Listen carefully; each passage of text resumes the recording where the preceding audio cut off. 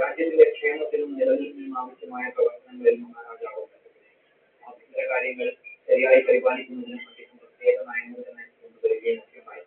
അതുകൊണ്ട് തന്നെ മാർത്താണ്ഡവർമ്മയുടെ കാലത്തുണ്ടായ ഗുണപരിഷ്കാരങ്ങളെ കുറിച്ചൊക്കെ നമുക്ക് പരിശോധിക്കാം. മാർത്താണ്ഡവർമ്മ സ്വന്തം രാജ്യം ശ്രീ പത്മനാഭസ്വാമി ക്ഷേത്രത്തിൽ പ്രവർത്തിച്ചുകൊണ്ടാണ് പത്മനാഭനാഥനായി മാറിയ സുപ്രധാനമാണ് അതിലേറെ പ്രമുഖം. അത് കഴിഞ്ഞ ഭാഗത്തിൽ പരാമർശിച്ചതുകൊണ്ട് തന്നെ എടുത്ത് പറയേണ്ടതില്ല. ഒട്ടേറെ പോരാട്ടങ്ങൾ നയിച്ചതുപോലെ തന്നെ രാജ്യത്തിന്റെ പ്രതിരോധ ശക്തി വർദ്ധിപ്പിക്കുന്നതിലും മാർത്താണ്ഡവർമ്മ പ്രത്യേക ശ്രദ്ധ ചെലുത്തുകയുണ്ടായി. ശത്രുക്കളുടെ ആക്രമണങ്ങളെ തടയാൻ രാജ്യത്തിന്റെ പല ഭാഗങ്ങളിലും മാർത്താണ്ഡവർമ്മ പ്രത്യേക കോട്ടകൾ നിലപെടുത്തി. പത്മനാഭപുരം, തിരുവനന്തപുരം പോലുള്ള മേഖലകളിൽ പുതിയ കോട്ടകൾ പണിയുകയും കൊല്ലം, മാവേലിക്കര, ചങ്ങനാശ്ശേരി മുതലായ സ്ഥലങ്ങളിലെ പഴയ കോട്ടകളൊക്കെ പുതുക്കുകയും ചെയ്തു. തന്റെ സൈന്യത്തിലെ ഭടന്മാരുടെ ശമ്പളം വർദ്ധിപ്പിക്കുകയുണ്ടായി മാർത്താണ്ഡവർമ്മ. ഉദയഗിരിയിലെ ആയുധശാലയിൽ കൂട്ടും വെടിമരുന്നുമൊക്കെ ഉണ്ടാക്കാനുള്ള നടപടികൾ എടുത്തു. മികച്ച ശമ്പളം കിട്ടിയിരുന്നത് കൊണ്ട് തന്നെ യൂറോപ്യൻ സൈനികരടക്കം തിരുവിതാംകൂർ പടയിലെത്തും. മാർത്താണ്ഡവർമ്മ രാജ്യത്തിനായി സ്ഥിരമൊരു സൈന്യത്തെയും നിലനിർത്തി. രാമയ്യന്തളവയെ പോലെ സാമർത്ഥ്യവും കാര്യപ്രാപ്തിയുമുള്ള പരാമർശേനം മാർത്താണ്ഡവർമ്മയ്ക്ക് ലഭിച്ചത് അദ്ദേഹത്തിന് ഏറെ ആഗ്രഹമായി. മാർത്താണ്ഡവർമ്മയുടെ വലംകൈയായിട്ടായിരുന്നു രാമയ്യന്തളവയെ കണക്കാക്കിയിരുന്നത്. രാമയ്യന്തളവയുടെ അപ്രതീക്ഷിത മരണശേഷം മാർത്താണ്ഡവർമ്മ പറഞ്ഞതും എന്റെ വലംകൈ പോലെ കഴിയുകയാണ്. ഒപ്പം ചിലതുവഴി പട്ടാളത്തെ പശ്ചാത്ത രീതിയിലുള്ള യുദ്ധം പ്രവർത്തിച്ചുകൊണ്ട് സൈന്യത്തെ നവീകരിക്കുകയുണ്ടായി. ഇത്തരത്തിൽ പ്രതിരോധ മേഖലയിൽ വലിയ തോതിൽ തന്നെ മാർത്താണ്ഡവർമ്മ ശ്രദ്ധിക്കുകയുണ്ടായി. മാർത്താണ്ഡവർമ്മയുടെ കാലത്ത് രാജകുടുംബത്തിൽ അംഗങ്ങൾ കുറവായതിനാൽ മാർത്താണ്ഡവർമ്മ കോലത്ത് നാട്ടിൽ നിന്നും 2 രാജ്യകുമാരിമാരെ ദത്തെടുക്കുകയുണ്ടായി. ഇനി മാർത്താണ്ഡവർമ്മ അധികാരമേറ്റെടുക്കുന്ന സമയത്ത് രാജ്യം നാടുവാഴിച്ച വ്യവസ്ഥിതിയൊക്കെ അകപ്പെട്ട് ഭരണസംവിധാനമൊക്കെ താറുമാറായി. രാജ്യത്തിലെ മുതലെടുപ്പൊക്കെ വലിയ തോതിൽ കുറഞ്ഞു നിന്ന സമയമാണ്. മാർത്താണ്ഡവർമ്മ വന്നതിനൊക്കെ ഇതൊരു കച്ചവട വകുപ്പ് തന്നെ നിലപ്പെടും. ഇതിന് വേർപെടുത്തില്ല എന്ന് പറയും. അതിലൂടെ കുടിവെള്ളത്തിന് കുടിയില്ലാൻ കാട്ടുകൊടുത്ത അടയ്ക്ക മുതലായ ചരക്കുകളുടെ കച്ചവടമൊക്കെ സർക്കാരിന്റെ കുത്തകയാക്കുകയും അതിപ്രകാരം രാജ്യത്തിന്റെ നാനാഭാഗങ്ങളിലും ഇവയുടെ സമുദ്ര മലകൾ തുറക്കുകയും ചെയ്തു. അങ്ങനെ കൃഷിക്കാർ നിശ്ചയിക്കപ്പെട്ട ഒരു തുകയ്ക്ക് ഇവിടങ്ങളിൽ വിൽക്കുകയും ഗവൺമെന്റ് അത് മൊത്തമായി എടുത്ത് അടുത്ത ഘട്ടത്തിൽ കച്ചവടം ചെയ്യുകയും ചെയ്തു. കച്ചവടത്തിൽ തന്നെ ഒരു ഏകീകരണം മാർത്താണ്ഡവർമ്മ കൊണ്ടുവരികയാണ്. വേർപെടുത്തിയ വകുപ്പ് ദളവായുടെ കീഴിലായി. ഏതായാലും ഈ സമ്പ്രദായത്തിലൂടെ സർക്കാരിലേക്ക് വലിയൊരു തുക വരുമാനങ്ങൾ ലഭിക്കുകയുണ്ടായി. കൃഷി നിർമ്മാണത്തിൽ സർക്കാരിന്റെ കുത്തകയാക്കി മാറ്റിക്കൊണ്ട് അത് നിർമ്മിക്കാൻ അളങ്ങളും അതിന്റെ വിൽപ്പനയ്ക്കായി സംഘടനശാലകൾ നിർമ്മിച്ചു. കള്ളക്കടത്ത് തടയാൻ അതിർത്തികളിൽ പരിശോധനകളും കയറ്റുമതിയിലും ഇറക്കുമതിയിലും കൃത്യമായി നികുതി പിരിക്കാനുള്ള ഇതിലൊക്കെ തിരുവിതാംകൂറിന്റെ മുതലെടുപ്പ് വലിയ തോതിൽ തന്നെ വർദ്ധിച്ചു. നികുതിയുടെ ഘടനയിലും മാർത്താണ്ഡവർമ്മ നിലനിർത്തി. ഇടപ്പുരയിടങ്ങളുടെ കണ്ടെടുപ്പ് നടത്താൻ 1739 പള്ളിയാടി മന്നൻ സംഘടനയെ അദ്ദേഹം നിയമിക്കുകയുണ്ടായി.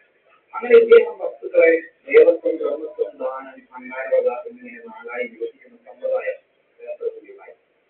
ഉടമകൾക്ക് കയ്യിലിരിക്കുന്ന വസ്തുവിന്റെ ഭയം നിശ്ചയിച്ചുകൊണ്ട് അക്ഷയവും നൽകി. രാജ്യത്തിന്റെ കൃഷിമേഖലയെ ആദ്യം വികസിപ്പിക്കുന്നതിനും മാർത്താണ്ഡവർമ്മ പ്രത്യേക ശ്രദ്ധിച്ചു. അണക്കെട്ടുകൾ, ജലസംഭരണ കേന്ദ്രങ്ങൾ, തോടുകൾ എന്നിവയുടെ നിർമ്മാണത്താൽ ജലസേചന സൗകര്യം വർദ്ധിപ്പിച്ചു. നിർമ്മാണ, വിതരണ എന്നിവയൊക്കെ മാർത്താണ്ഡവർമ്മയുടെ നേരിട്ടുള്ള നിയന്ത്രണത്തിലാണ് നിർമ്മിക്കപ്പെട്ടത്. ഇവയൊക്കെ തെക്കൻ തിരുവിതാംകൂറിൽ ജലലഭ്യത വലിയ തോതിൽ തന്നെ വർദ്ധിപ്പിക്കുകയും ചെയ്തു.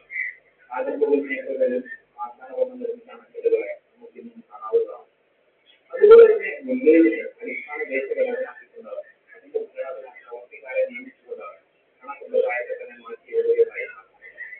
ഗ്രാമതലത്തിലുള്ള ഭരണനിർവഹണം ഇതിനായി നിയോഗിക്കപ്പെട്ട കാര്യക്കാർക്ക് കീഴിലായിരുന്നു.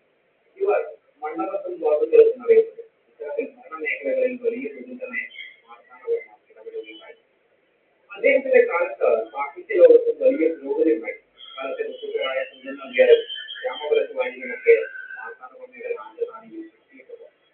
അതുപോലെ തന്നെയാണ് നിർമ്മാണ മേഖലകളിൽ മാർത്താണ്ഡവർമ്മ നടത്തിയ കോട്ടകൾ പോലെ തന്നെ കൊട്ടാരങ്ങളും നിർമ്മിക്കപ്പെടുകയാണ്. പത്മനാഭപുരം കൊട്ടാരം പുതുക്കി പണിയാനും കൃഷ്ണപുരം കൊട്ടാരമൊക്കെ നിർമ്മിച്ചതുമൊക്കെ അദ്ദേഹത്തിന്റെ താല്പര്യങ്ങളെ കൂടി എടുത്തു കാട്ടുകയാണ്. ഏതായാലും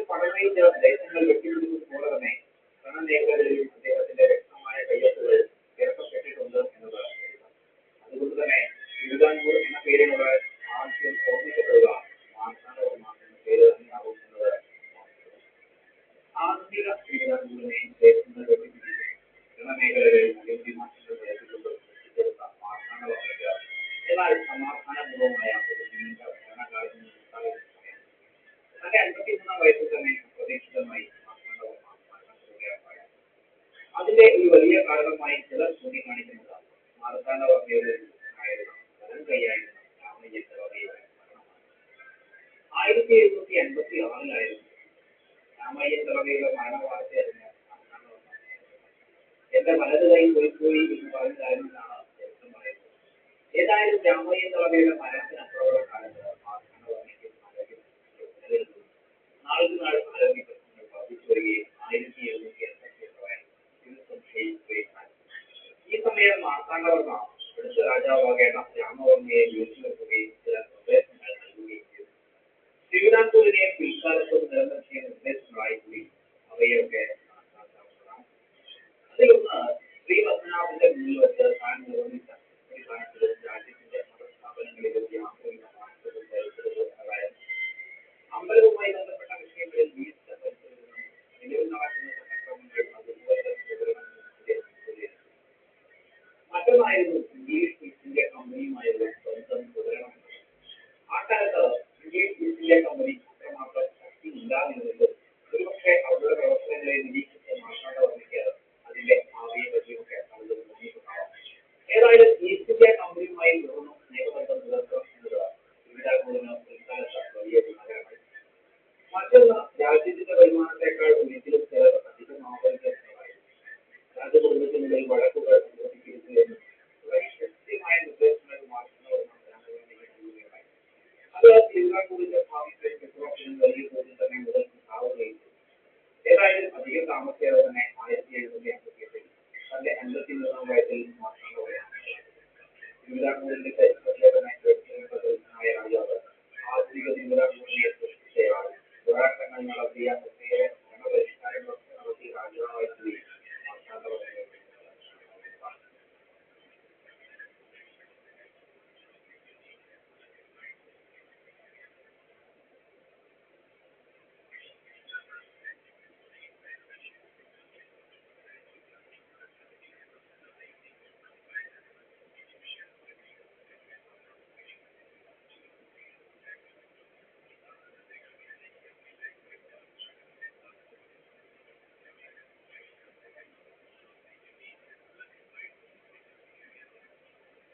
തിരുവിതാംകൂർ എന്ന രാജ്യത്തിന്റെ ചരിത്രത്തിലെ ഏറ്റവും നിർണായകമായ പേരാണ് മാർത്താണ്ഡവർമ്മ.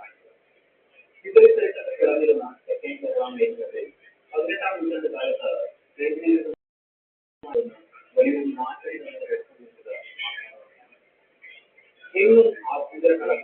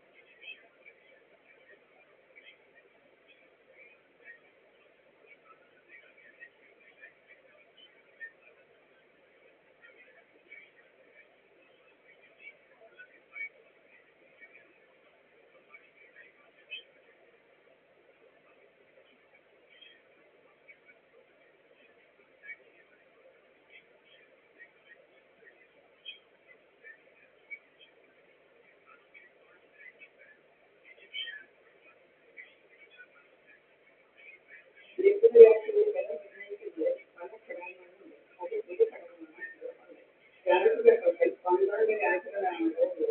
അതിൽ 6 രാജ്യങ്ങൾ പകൽ ഇടങ്ങളിൽ